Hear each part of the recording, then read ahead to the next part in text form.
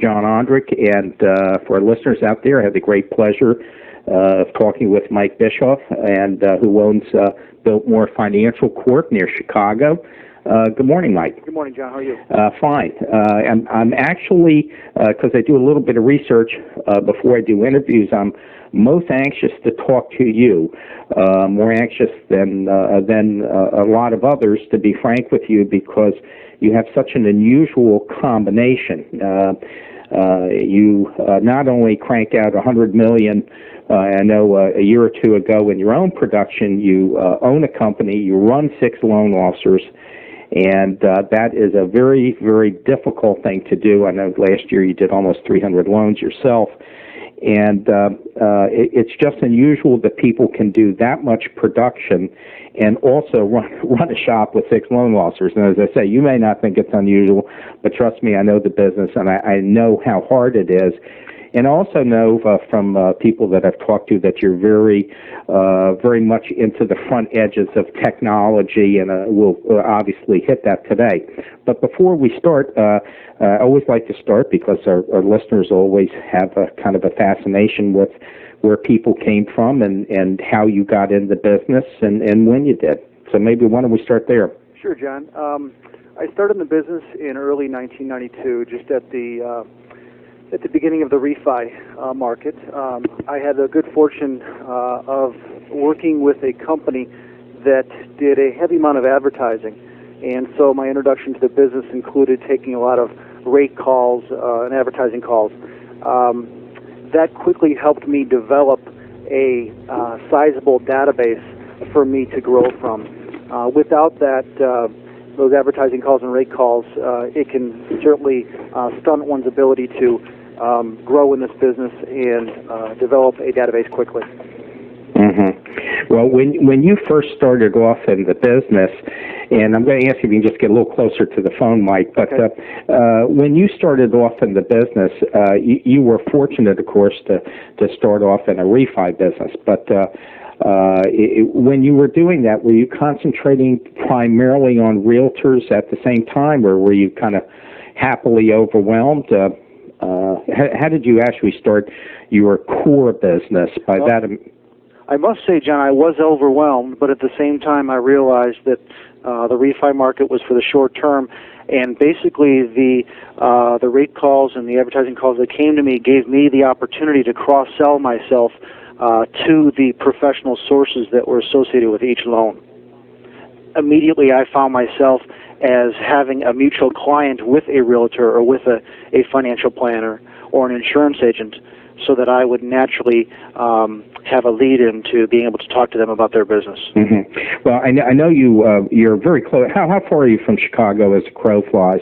We're about 30 minutes from Chicago. About 30 minutes. So you're pretty much in a heavy urban area, which leads me to ask you, how many, once this refi started to end, were you concentrating almost exclusively then on your realtor base and obviously your referral base? Which I want to skip for now. But sure, referral base, yes. Realtor base, I've been one to look to have a relationship with anywhere from 6 to 12 realtors at any one time. I think any more than that, for me personally, can be counterproductive to my business. Well, that goes into the what some people who have articulated, and not me, what they call a core of influence, where you prime your business on the people who really can give you a significant amount of loans, and you don't waste your time on people that might give you 2 or 3 a year. So I assume that's kind of what you're... Correct. Realtors in itself can be a fairly high maintenance, and I look to focus on those that have the highest payoff with the lowest amount of maintenance. Mm-hmm. What did you do to maintain your realtor base initially when you were starting out? What were some of the things you did? Basically, I would essentially help coach them and transfer a lot of the things that I do marketing-wise to my client and in turn help them do those same type of marketing things with their clients. Essentially, we, as a realtor and a law officer, we have the same client, that being the homeowner. So there's a lot of things that cross over from the mortgage industry over to the real estate industry. Could you be more specific? Sure. Things such as newsletters. I would look to help make the real estate agent better. So if I found a company or if I was looking to develop a newsletter with a financing edge to it, I would also then look to help to put together a newsletter for a realtor with a real estate edge to it. Mm-hmm. And some more things? In addition, I would, I guess more than anything, I would just want to represent myself as that real estate agent's financing arm.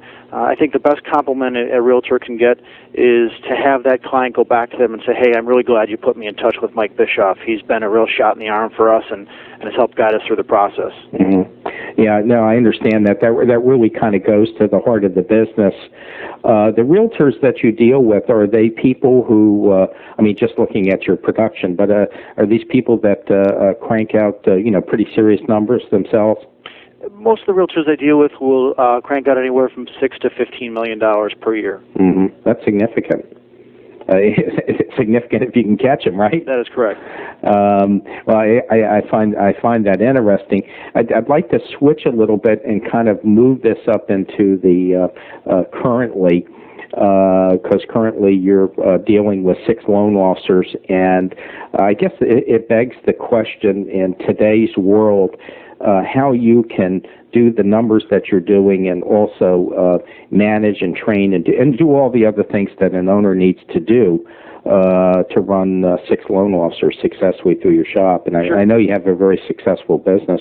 Sure, John. I think the critical part of being able to do this is, number one, desire, but beyond that, time management and use of technology.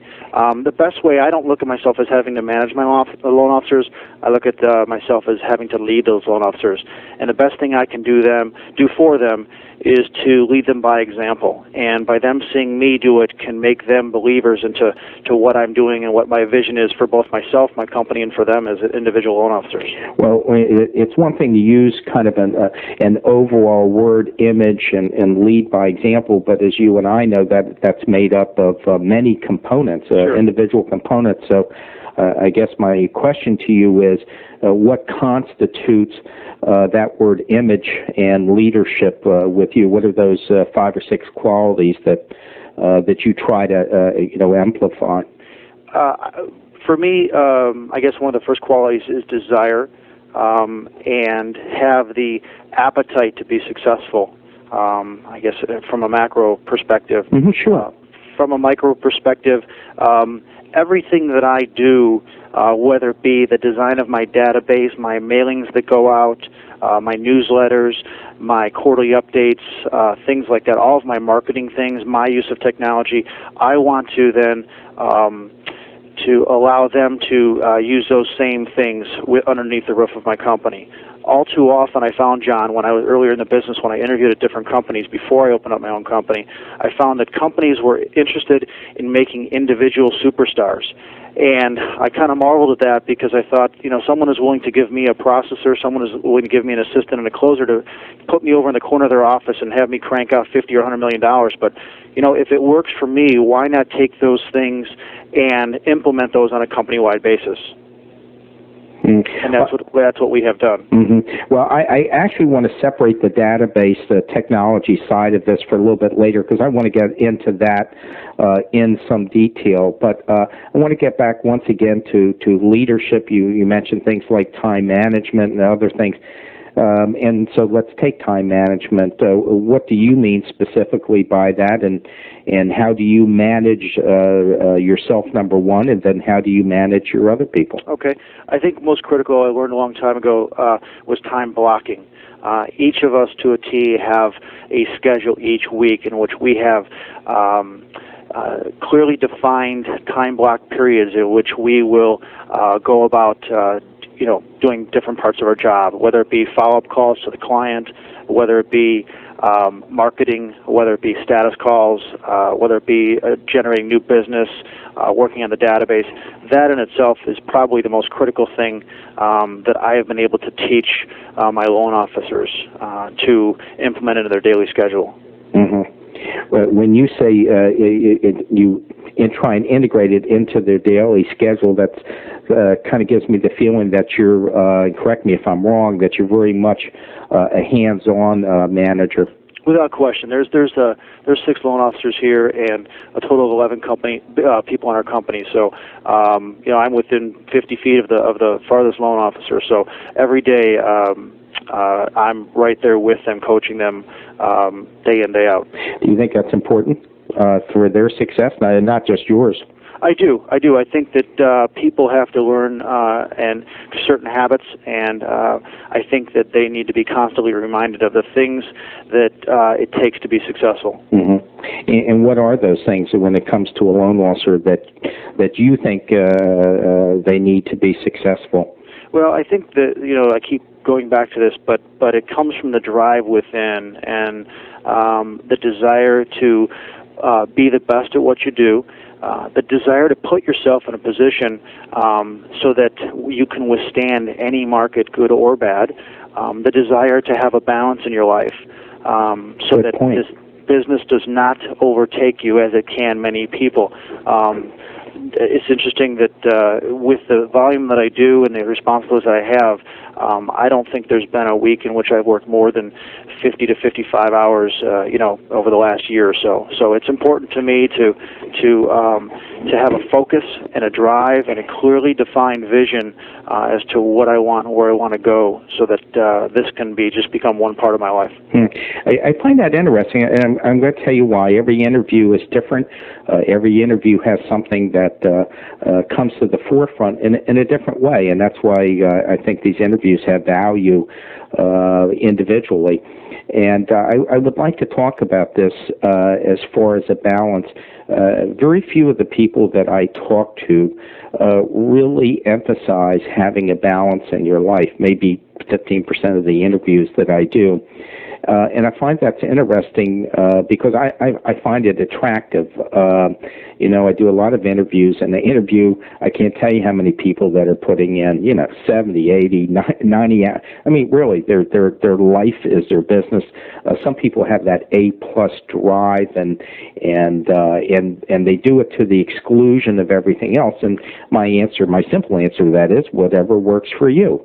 But how do you achieve this balance in your life, specifically doing the numbers that you do? Because 50 hours a week for the volume you do is quite extraordinary. Well, if you ask anybody in my company, John, the number one company-wide quote or phrase that we have is, systems run companies and people run systems. That's not something that I came up with. I read a book by Michael Gerber called The E-Myth. And Michael, in his book, the instrumental theme out of that book was that if you have the correct systems, those systems will run the companies, and you just need the people to administer those systems. So everything we do, we break down and dissect and say, is this something that we can duplicate? Is this something we can be made easier? How can we incorporate technology into our day so that we can achieve that balance? It sounds a bit to me like a TQM, a total quality management, where everything is broken down. You're always trying to improve it. And literally, you break everything down into its very simplest components, no matter how complex. Exactly, John. Whether it be I'm filling out a form on a file, I ask myself, is this something that I'm going to have to use again at some time down the road? And if it is, I'm going to create a system there by maybe creating a form or creating an outline of some sort, a checklist, so that I'm not having to recreate the wheel each and every time I do this. Mm-hmm. The listeners that are going to be listening to you per se as an owner are people that are going to be not just loan officers, but obviously branch managers, regionals, and owners. So you have a much more diverse audience than normal. So I say this as I pose the question. I wondered if you would go into that a little bit more for the benefit of those people who own medium-sized companies and regional managers in terms of how you achieve your total quality management. You gave me one example with a form. We're going to talk about technology a little bit later, but not too much later. But I wonder if you could give me some other examples that owners out there could use. Sure. I guess one thing is breaking down the loan application process. For me, I give my clients the option of either meeting with me in my office or doing loans on the phone. One thing, I don't want to get in a situation where I position myself looking like a telemarketer or some in-house order taker, because that's not what I am, and people can get that from anyone. With respect to taking a loan application, some of the systems that I've put in place, if someone like yourself wanted to take a loan with me over the phone, essentially with we use point software. With that software, we have the ability of taking a loan within 15 to 20 minutes. At the same time, I would then email my client an authorization to proceed with both credit as well as the ability to go through an automated underwriting system. If I were to email that to them and they fax that back immediately, I can then run that through LP or DO for a quick approval. The approval, as well as the exact loan conditions, is then either sent via overnight mail to the client or it can be emailed to the client. And that's one thing that we've really found to be a great value as recently, is emailing that information to the client. Great idea. We use Adobe Acrobat Sure. or PDF files, as many know it, to transmit our documents to the client for instant gratification by the client. They have it in their hands immediately, which, like I said, allows instant gratification and a reduced cost for us. And also, when you're using, for those people not familiar with Adobe, and I'm going to ask you actually to talk a little bit more about it for those out there that aren't familiar with it. When you do a PDF file, you also can send something that cannot be altered. That is correct. And so I wonder if you talk about that, because that's actually important. It's it's the first time it's ever come up in an interview. Okay.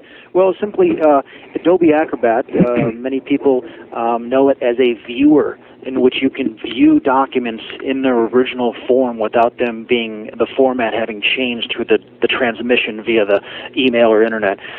It is a software program in which the format cannot be altered. Thus, you don't run the risk of someone changing the verbiage to your loan application, to your contract agreement, disclosures, anything of the sort. So this is something that can be downloaded by Adobe online, so it is available. It's a plug-in for free. Exactly. Anyone can have it for free, and it allows us to transmit the documents to them instantaneously. Yeah, and I think even if you don't want to, those listeners out there who do not want to get involved with doing a plug-in, might get a little bit scared. The full Adobe program is around $200 for the whole shebang. Which has Adobe Reader and Writer and all the other things. But right. That's actually an important point, because everybody learns, you get somebody that's unethical and they change one little word in a lock-in agreement, and all of a sudden you're talking about a lot of money. Right. Another thing I think I can expand on here a little bit, John, is when I send the package out, if I'm sending out via overnight mail, if people are uncomfortable getting it via email at their work or their home, and we send that out.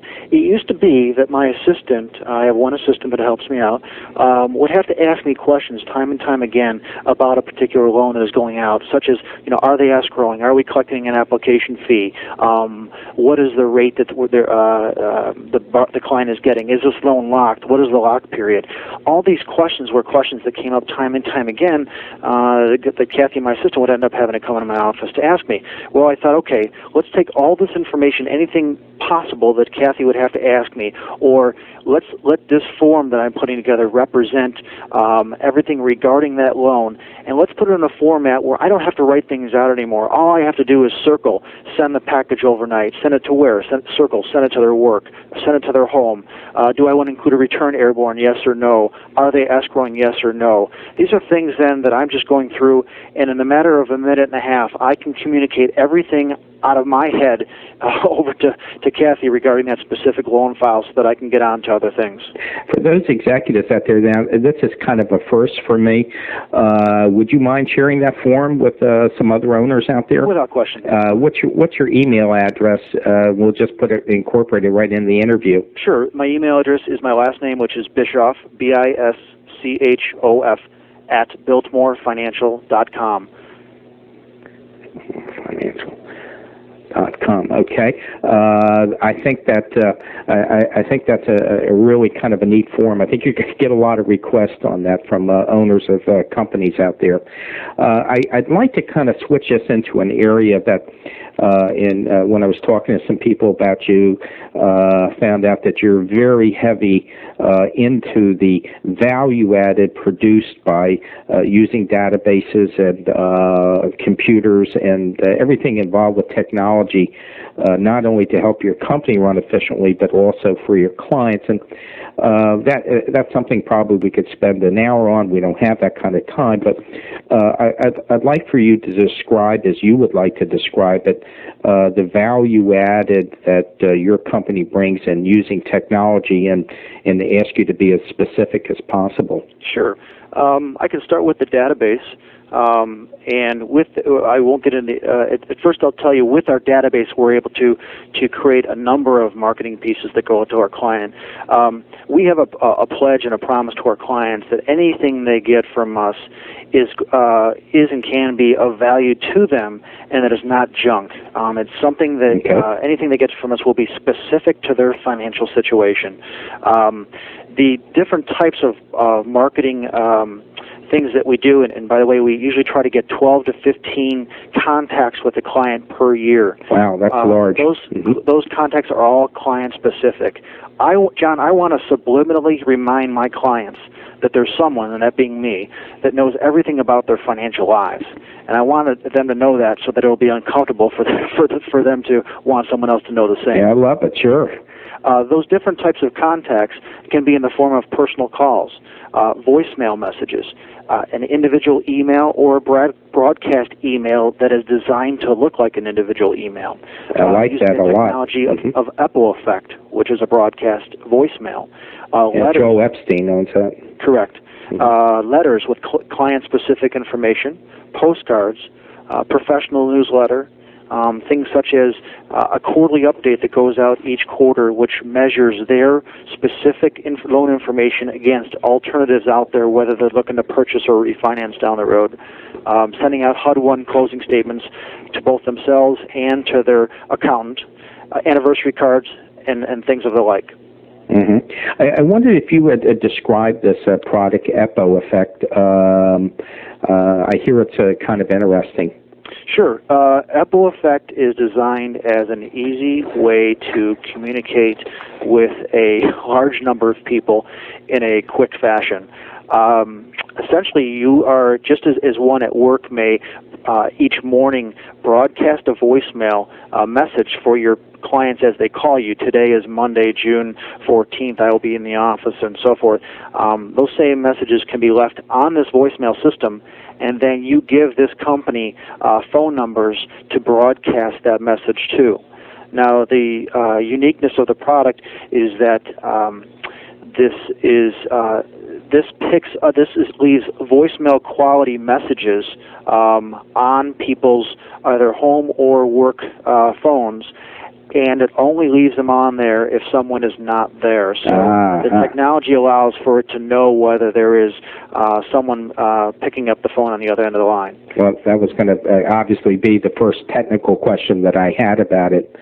Go ahead, I'm sorry. The reason we really first started focusing on this is I have over 1,500 clients myself, and our office has well over 3,000. In a situation, whether it be a reminder to a client about getting their 1098 interest statement from their mortgage company at the end of the year, simply the logistics don't allow for us to individually call them in a timely manner. This is a way in which I can say on a voicemail message to my clients, "Hi, this is Mike Bischof. I'm sorry I missed you. I just want to touch base with you. With it being the end of the year here, December, I just want to remind you that you should be on the lookout for either 1 or 2 1098 statements from your mortgage company. With you having refinanced this last year, remember that you should be looking for that second statement from Mortgage XYZ company. If you have any questions, please give me a call. That's fabulous. I happen to know their email, and just while we were talking, pull one of their cards. I know their website, for those listeners out there, is EPOFFECT.com. So others in there can go in and look at it. I know the president is Joel Epstein. Do you find that this is very cost effective for you too? It is. I think it's just about the cost of a phone call to basically broadcast this to each and every client. Wow. If you look at 1,000 clients at I don't know what, I think it's 10 cents a call or something around there. 1,000 clients at 10 cents a call is going to run you, what is it? $100. $100, right? Correct. In our math, we're regressing. Yeah. Well, anyway, I think that's just a fabulous. I think there are a lot of listeners out there that are going to listen to this, probably be zipping right into that website, because every owner is looking for ways that they can get hold of their clients in a cost-effective manner. When you get databases, like you say, yours about 1,500, I've talked to people that have 6,000 or 8,000 in their database. I mean, they've been doing loans since 1970, and when you start talking about the cost of a mail out, it's very hard.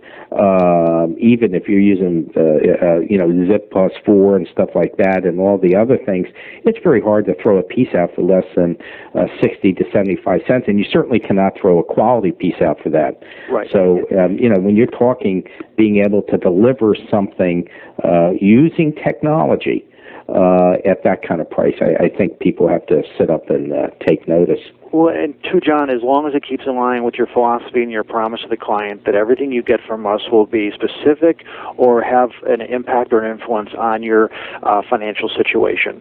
Most people don't know that those are, because of the quality, most people don't know that those are a voicemail. It clearly comes across as sounding just like you, live voice. However, if some are intuitive and do pick up on that, the reasons for doing it there are good intentions behind it, and so people do appreciate that. Well, I think you mentioned the fact that you earlier, I think you answered that question in the sense that you only try and communicate something directly, not only a value, but client-specific. So correct. That kind of meets that criteria there. I can't imagine you getting a lot of calls where people going, what the heck is that? Correct. Quite the opposite. An effective way of using this would be Epiphux allows you to if you've got a database, to export a micro portions of your database. So, for instance, if I've got 1,500 clients, I could do a search and say, give me all loans in which give me all loans in which the interest rate on their mortgage is greater than 8.5% on a 30-year fixed, and they closed greater than a year ago.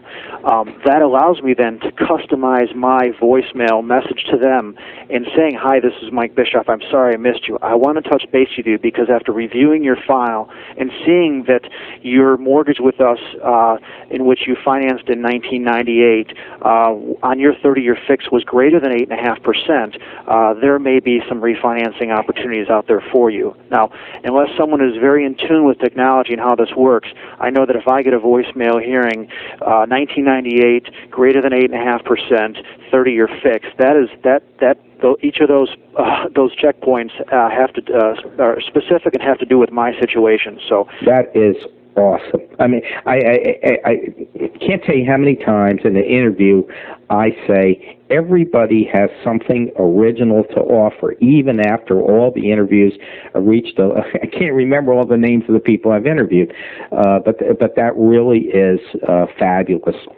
I'd like to move on a little bit and ask you, you use Epiphux, which I happen to like a lot. Any other technology things that you do? Do your loan officers have any type of technology other than like a POS system? Do they use ACT? Or? Sure, we use ACT. We just, with the Y2K, we just transformed our everything over to ACT. And we have a broadcast email program, too. And what do you use for that? It's Email Workshop out of California. I don't know. Very simple, cost-effective program which allows you to do broadcast emails to your clients. And the nice thing about that is it does not come off as the appearance to undisclosed recipients. It is specific, and it is sent individually out to that client. And what is the name of that company for people out there again? I know it's Email Workshop. I don't recall offhand the name of the company. Okay. Yeah, well, maybe later on I'll ask you, and then if someone wants to email me or call me, that's fine. I should be able to dig that up. Yeah, but I don't want 1,000 calls coming into you. What I will do for our listeners, I'll try and get it, maybe throw it in on another interview or edit it in here for them. Sure. Because that's really a cost-effective use of email. How about just describing that in a little more detail, the application and a specific example, perhaps? Sure. Very well. Same thing, similar to the Apple effect. I can pull specific searches out of my database, and what I can do is I could send a message to my clients that says essentially, "Dear," and it'll incorporate their name, John. "I just want to touch base with you. Having closed with us last year, I want to offer you for a limited time the ability to get a free home equity loan to add to your first mortgage. With you having 80% or better, or 20% or better equity in your home, this bank is allowing us to offer equity lines to our first 100 clients." Something along those lines to maybe create a sense of urgency. And that can then be specifically sent out with the press of a button to each and every one of your clients in your recipient list. However, when the client receives this email from us, John, all it says is from Mike Bischof, Biltmore Financial, to John Doe. It does not show... It doesn't have all the others, right? It does not have all the others. So that's very important for us in our philosophy of working one-on-one with our clients regarding their specific information. I kind of equate it to putting about 100 different fish hooks out there. And when you think that with this technology, you can immediately communicate with all, whether it be 100 or 1,000 clients out there, it's amazing to see with people online with their T1s and their DSLs that immediately get their email to see the responses coming back in immediately to your email. It's awesome. Heck, even with 56K modems, you're going to get some pretty quick responses. Exactly. And I like the transparency of it that they don't with both Apple Effect and the Email Workshop, that they really they think it's very specific to them. But what makes that specific to them from the very start is the targeting and the use of your database. What kind of database do you use? Is it incorporated into your POS system, or is it something else that you have set up? What do you use for that? With our mortgage POS system, we have developed a macro that essentially exports the pertinent information that we want to capture out of the LOS system or POS system into the ACT database. So the record is created with that information. Well, when you do that, ACT, as you know, has these user fields. Correct. And I'm assuming that that's where they're going, that they're right below the, and I don't have a thing visually in front of me, I'm going from memory, but if you go beyond the top part of the ACT where you have the name and address and, ID status and stuff like that, you're talking about the 8 or 9 user fields that can be edited and defined. There's actually, I think I probably have over somewhere from probably 50 or more individual user fields that go above and beyond the generic template that is offered by ACT. That's important. Would you get into that a little more? Because for people to be able to do what you're talking about, they need to know this.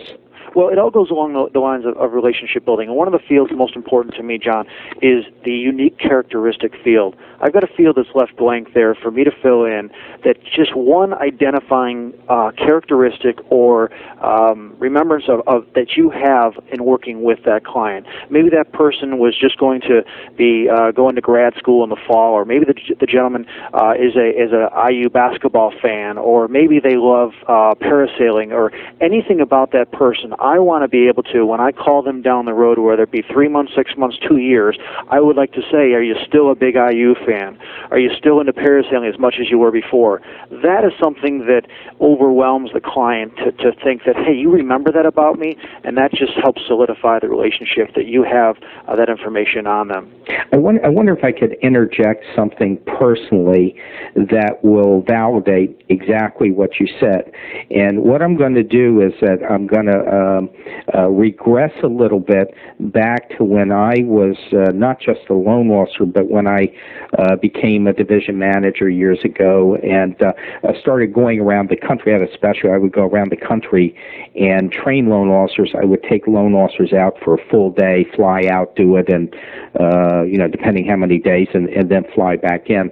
And just to show you conceptually how some things really never change, basically, I was a great believer in what I used to call a shoebox. And I would get people out there, and I would literally have them get a shoebox, put a lot of index cards in it. And what we would do is what I used to do when I started doing my business. And that is that I would get an individual card on everybody. And every time I went in, I would take down everything they said. If they said their son was on the USS Forrestal, I came out and wrote it down. If they had a nickname, I would write it down. One of my realtors from many years ago, who became a very close friend in her family, was a woman named Helen Mulcahy. Her business card said Helen Mulcahy. Everybody in the industry, she was a very top producer, called her Buddy. That was her name. And there is nothing worse in business in calling somebody by the wrong name. The reason is it becomes a subconscious objection in their mind, and they'll still smile at you when you call somebody Helen, and they really want to be called Buddy. They are saying to yourself, wait a minute, he doesn't even remember what to call me. And the point that I wanted to make is that before I would go back into an office, and I had, 10, 15 offices that I worked typically like everybody else, I would immediately take these cards out and review them so that when I went in, I could say hello to Buddy. I had a physical description of them, and I could also then say, well, how's your son doing on the USS Forrestal? And you're absolutely right. It was a mind blower because they would say, geez, I told you that 6 months ago. How could you possibly remember that? And so here you were doing nothing more than that, but in a very tech-savvy way that obviously blows out what I did, by miles. Sure, and I think too, John, that with the ability of the internet and to be able to access any information you want quickly, one of the goals I've set for myself is one day a month to look at, dissect and maybe look at 15 to 20 of my clients and to try to lump those characteristics together. Or I have another field, a hobby field, in which maybe I've got 10 clients that have the same hobby. I like to go on the internet and find something regarding that hobby and essentially email them that article. Another way of developing a relationship, just emailing to them where you say, just came across this article and I thought of you as this pertained to skiing or parasailing or whatever it may be, thought this may be of interest to you. Sincerely, Mike. And those are the type of things that leave lasting imprints and impressions on our clients. Well, I think that's the key, lasting impressions. And it's having this, some people might describe it as trivia, but you were absolutely right. To that person, when you were directing something about their son being at the University of Chicago in graduate school, all of a sudden that becomes very intensely personal, and it comes across as you really care. Exactly. And isn't that what relationship selling is all about? It's trust building. Absolutely. There's a common theme that goes through every interview I do, but there's only one, and that is relationship building. And this goes down to the very, very heart of it. A lot of people can't really define it. They talk about it in umbrella terms like, yeah, you want to be their friend and you want to be there and take their calls. But that's not really what it is at all. It's using things like echo effect and email workshop and follow-up calls and things to make use of technology. Do you have any other comments about ACT at all? Because most of the users of database technology or contact management do use ACT. And any other little hints for people out there? I do, John. I would say this. It's very easy for a loan officer who by nature is a salesperson to just, as you mentioned, and work with the fields given to them within ACT. And I think that it takes a great amount of brainstorming and foresight to anticipate what information is going to be important both today and for the future if you're in this business for the long run. One of the other key fields I have that I think could be of value for the listeners is I've got an OI, as I call it, an OIB number. Now, the OIB is because of the company Biltmore, but I call it the overall impression of Biltmore number. This is something in which during our customer surveys, when those are sent out to our clients, we ask them to rank us 1 through 5, 5 being the greatest. And we put that number in the database. Now, obviously, we want all of them to be 5. Sometimes they can be 4s, whatever it may be. But what that does, John, is that helps me that if for some reason I haven't talked to or I didn't do as good of a job, and it's difficult to do it with each and every one, of having a relationship with that individual, maybe they were still very satisfied with the client. And while I may not feel like I am as close or have as deep of a relationship with them as maybe another client, the fact is if I see that that client has a 5 there in the OIB number, that helps alleviate any future call reluctance that I may have in calling that client. And I think that's loan officers, one of their biggest obstacles is the call reluctance they have to call a client that's been in their database for 2 or 3 years, not knowing how receptive that client's going to be. And you're right, because 2-3 years later, you can't even remember their names. Realistically, when as you build your business and your database, it kind of reminds me of someone who I have not interviewed, but am familiar with, and we've actually chatted a couple times, Jim McMahon at CTX. He has a kind of a tangential way of doing it that doesn't quite touch it the way you do, but nonetheless has the same end thing, where he divides people after intensive interviewing and note-taking into basically 3 groups. Those kind of people that he feels, that are 5s, those that are a little bit less, and then those that are going to be 1s, where he's not going to waste his time on it. Someone that would be a 1 might be somebody that was, just totally a price shopper, didn't want to talk a lot, just give me the number, do the deal, goodbye. This has a way of stratifying it so that you're dealing with that, the old 80-20 rule. Correct. I've actually learned that from Jim, and I know Jim, and I have the same thing called the referral value, ranked 1 through 5. People start out as a 3 when they become a client of mine, and they either go up or down from there. That helps with concentrating your marketing efforts, your call efforts, into concentrating on those more valuable clients than some others may be. Mm-hmm. That's very interesting.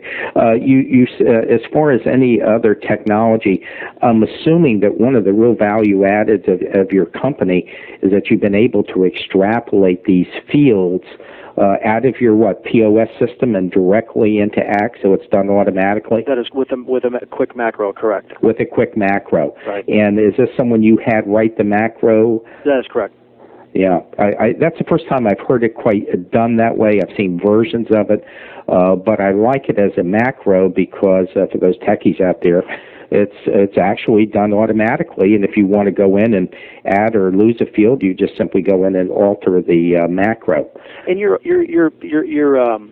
origination system doesn't always capture each and every field that you want, but then it's your job to go in there and fill out the rest of that record. Please get into that, because that was going to be my next question. Right. Certainly the information coming out of the POS system gives us the nuts and bolts, the loan amount, the interest rate, the program type, the amortization term, address, and so forth. But there's fields that we have to enter on our own and that we want to enter on our own so that we are re-engaging ourselves in that particular record. Things such as, who was the source of that referral? Is that source in ACT? Do we have an individual record for them? Names of children. One of the key ones I marvel at is when you ask most loan officers, do they understand why their client went with a particular program type? And that's important. Did your client go with a 5-1 ARM because they're going to be there less than 5 years, or do they go with that because of their desire to have a lower interest rate? That's going to help define and dissect your database as to knowing when, with most reasonableness, that you can expect your client will be moving. And most people don't have that information on their clients. and that is very important. Do your loan officers actually, once the loan has been inputted into your POS system, do they individually, are they able to go in and into the Contact Act system on your computers and then do the rest themselves and maintain it? Yes. We have somebody that exports the information from, every loan is taken on the computer by the loan officer, and then when the file is opened by our opener, that information is then exported into ACT and subsequently synchronized down to the loan officer level. And the loan officer, any changes that they have to the database, is synchronized up to the master level. So the loan officer retains ownership of their individual database, but allows, with their synchronization up to the master, allows for quick, easy, and effective mailings out to the client base. One final question with regard to that. When mailings go out based on that, are the users, and by that I mean the low-level loan officer in this case, are they defining when a mailing goes out, or does the corporate structure of the macro take over where you're going to do the mailing for them at a specific time the way you want it? Both. I would say the micro mailings, the small mailings that you do to a client base. Maybe if you've got 1,000 clients and you want to send a letter to 50 of your clients that have PMI, that can be orchestrated by the loan officer. Or they know that the company is going to be furnishing them with mailings that do go out in their name to the client. So we support them by printing out marketing pieces that look and give the appearance like they're coming from that loan officer, and that just adds value to the relationship that I have with the loan officer. Right, and you pick up the cost for that. There's typically either I pick up the cost or certain mailings, depending on the type. There's some type of an arrangement between the two of us. Well, I mean, it goes back to the point, though. Actually, the point I want to make is that it takes money to make money, and it's foolish not to get in, and some of the upfront costs here are not really significant. Everything that you've talked about today, and I'm excluding, of course, the original POS system and the computers involved, but the things that you're talking about today that really strike me, and I think are going to strike our listeners out there, especially the executives, is the fact that pretty much everything you've discussed today has not been expensive. Exactly. And when you're running a large company and doing the kind of volumes, you're reaping the rewards of technology out there. Right, and you're also, I think, retaining the loyalty of your loan officers in that they see that you are committed to making them successful. Yeah. Do I run the risk of, by giving them ownership of the database, them running off? It's possible. But at the same time, I'm going to look at it with the glass half full, and that being that I'm supporting them, I'm giving them marketing, I'm giving them mailings, I'm managing the database for them so that if this is something that's being done on their behalf so that we can grow and be successful together. And if you do that and you give them fair pricing and a good environment, why the heck would they leave? That's the goal. And that's what it's all about. Well, look, I think I'd like to end this on this high point. This was wonderful. I'm not saying it was unexpected. I did expect it, to be honest with you, knowing what I know about you.